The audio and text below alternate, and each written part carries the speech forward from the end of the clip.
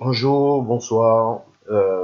Déjà, meilleurs vœux pour cette nouvelle année 2017. 2017. Je commence très bien. Donc, tous mes vœux de bonheur, hein, santé et réussite professionnelle pour tous ceux qui me suivent sur mon site. Mon site, je rappelle le nom, DBA Junior. Simplice Choumeni, DBA Junior. Voilà. Sur cette vidéo, donc pour cette nouvelle année, je me suis dit qu'il fallait se mettre à faire des vidéos. Ça, souvent, c'est plus simple. Ça évite de beaucoup écrire. Donc là, je vais passer dans des cas pratiques. Donc, ce plan, sur ces vidéos, je souhaitais montrer l'installation d'Oracle 12c de manière silencieuse. C'est-à-dire qu'on va faire une installation sans passer par l'interface graphique, pour la simple et bonne raison que dans un environnement de production, pour ceux qui ont travaillé en production, sur des machines Linux, installer X Windows, c'est pas toujours commun. Donc, c'est toujours bien de savoir, pour ceux qui font souvent par l'interface graphique, c'est toujours intéressant de pouvoir faire une installation en passant par le mode silencieux. Et l'avantage aussi, c'est qu'on pourra faire un script. Voilà. Donc, voilà le petit plan pour cette installation-là. Pour ma part, je dois faire cette installation sur une CentOS 7. Donc, c'est plus simple d'aller télécharger l'ISO déjà préfet.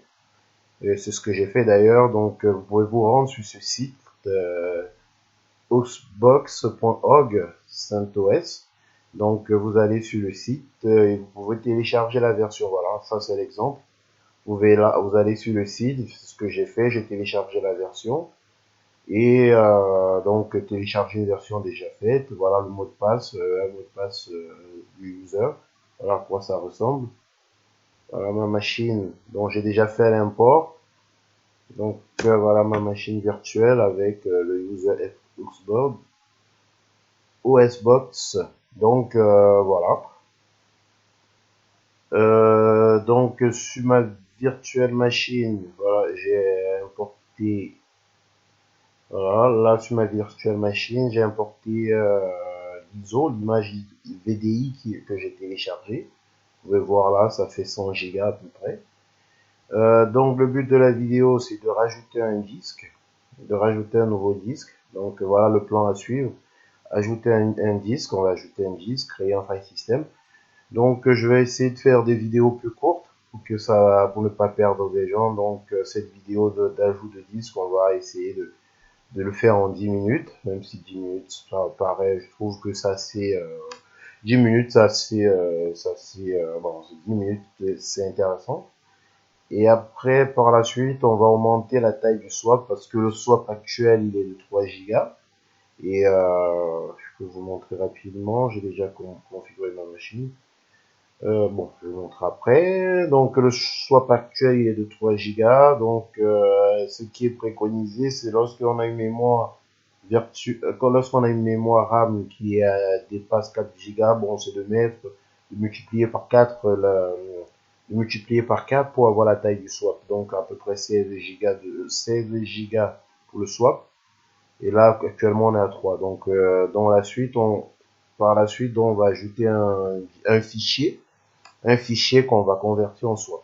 Voilà. Donc, par la suite, on va faire les prérequis d'installation, tout ce qu'il faut pour installer le binaire Oracle. Après, configurer notre environnement, installer l'installation du binaire Oracle. Après, une installation d'une base Oracle, tout ça manuellement. Voilà, on peut commencer. Donc, ma machine, elle est, elle est allumée actuellement. Donc, dans la VirtualBox, on est obligé d'éteindre la machine pour ajouter un disque. Après, c'est comme une machine, toute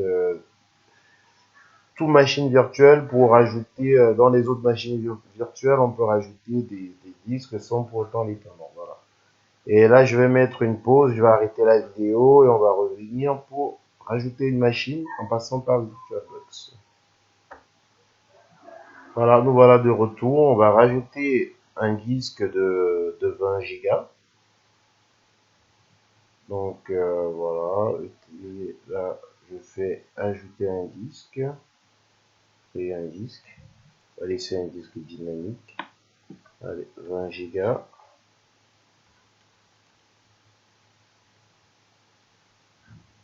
On va le noter aura data pour les data, hein, on va créer un disque pour les data. Donc pourquoi rajouter un disque? Parce qu'on va suivre l'architecture OFAF. L'architecture OFAF va nous permettre vraiment, pour dans un cas d'optimisation, si on met en place cette architecture, on pourra par exemple mettre tout ce qui est archive-log sur des disques rapides, tout ce qui est tout ce qui sera data file, on pourra mettre aussi sur des disques rapides. Après, tout ce qui est fichier de contrôle, mettre sur des disques un peu moins lents, un peu moins rapides. Bah, après, dans tous les sens, il faudra repartir. Ça permet une répartition des données. Voilà, et aussi une maintenance rapide. Donc voilà, le disque a été rajouté. On va maintenant rallumer notre machine. Alors, je mets pause attendant que la machine s'allume. Voilà, on y retourne. Donc la machine a démarré. Donc on peut voir là que notre disque de 20 Go a été rajouté. Donc on va pouvoir créer un file system. Donc F disque. On va créer une partition sur ce disque qui prendra l'intégralité du disque. Donc ici on met N pour New Partition, P pour la partition primaire. On prend par défaut 1 dans première partition et tout le reste par défaut. W pour l'écriture, pour la prise en charge. Donc on rappelle notre commande .l. Ici on voit notre partition. Elle est où? Plus bas. Voilà, on a notre partition qui a été créée. Donc là maintenant on va le rajouter pour créer un file system. Donc j'ai préparé déjà les commandes pour gagner du temps. Donc ici on va mettre C1. Donc C1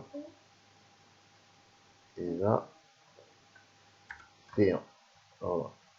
Donc la première commande va créer makefs, crée un file system avec le chip de journalisation EXT4.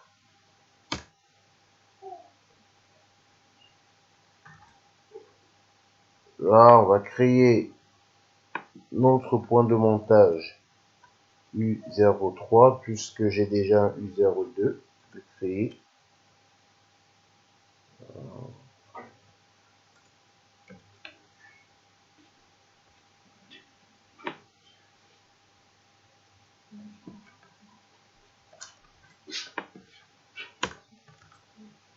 Et là, on va maintenant monter associer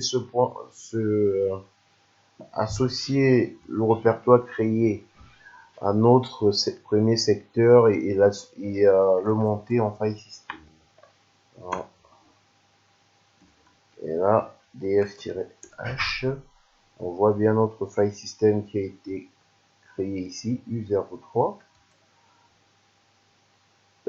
Donc pour que à chaque redémarrage ça soit monté automatiquement, faut l'associer, le mettre dans le fichier fstab. Donc vous voyez, il y a déjà d'autres fichiers qui existent.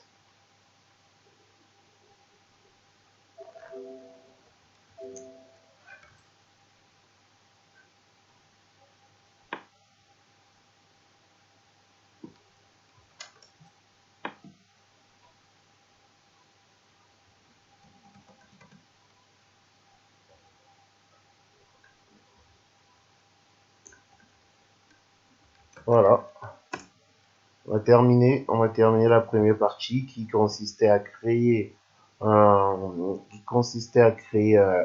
un disque et créer un file system. Je vais vous parler rapidement de l'architecture OFAF parce que cette architecture qui est mise en place, qui est préconisée par Oracle, ça permet vraiment de pouvoir mieux gérer un environnement où on installe des bases de données et aussi par rapport à l'organisation, une bonne organisation de la base, ça remettre parce que parfois on va voir les gens qui installent les binaires Oracle et les binaires Oracle, la base de données, plusieurs bases de données dans le même file system. Là, c'est totalement déconseillé, même dans un cadre d'optimisation, c'est complètement déconseillé. Donc, le but de cette architecture, c'est de pouvoir mettre les fichiers de données à part, c'est-à-dire mettre tout ce qui est data file sur des disques parfois plus rapides, sur tout ce qui est aussi archive-log sur des disques rapides et les disques sur tout ce qui est tous les fichiers de contrôle sur des disques moins rapides. Voilà, donc en pensant dans un cadre d'optimisation, on peut déjà penser par rapport à cette architecture OFAF, mettre les choses en place et voilà, déjà penser à un gain de performance. Donc l'architecture OFAF, j'avais préparé un fichier, enfin j'ai trouvé une vidéo très intéressante là-dessus. J'ai trouvé autant pour moi un fichier, des images qui permettent de vraiment de faire une description de cette architecture.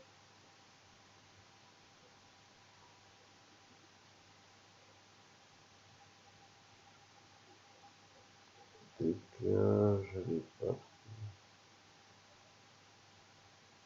arrêter la vidéo pour pour la chercher. Voilà, ça ressemble à ceci, cette architecture. Donc voilà son organisation. Donc dans ETC, on a des fichiers. Bon là, je vais expliquer ces fichiers au fur et à mesure des vidéos. Là, cette organisation, au niveau des arborescences, on a U01, on aura la base Oracle base, Oracle Home, donc voilà comment c'est organisé. Et après, tout en dessous ici, on pourra créer un autre file system où on pourra mettre les données. Et ici, créer un autre file system qui va servir de au batterie. Je vais mettre à charger. Oups, rapidement. Voilà. Donc ici, on peut plus bas. Ici, on voit ici écrit Aura Data. Là, on pourra créer toujours dans un autre file system un endroit, un file system qui contiendra tout ce qui est data file, redo-logs, voilà comment c'est écrit.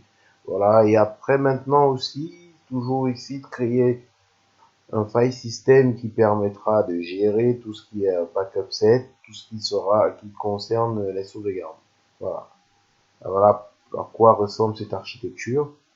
Une bonne organisation, pour un plan d'optimisation. Voilà, il faut penser vraiment à cette architecture. Aussi un plan de maintenance. Voilà, sera la fin de cette vidéo qui, bon, ma foi, a duré plus de 10 minutes. Bon, j'espère qu'elle sera bénéfique pour ceux qui suivent la vidéo. Bon, la prochaine vidéo, ce sera sur l'étape suivante, augmenter la taille de la swap. Voilà.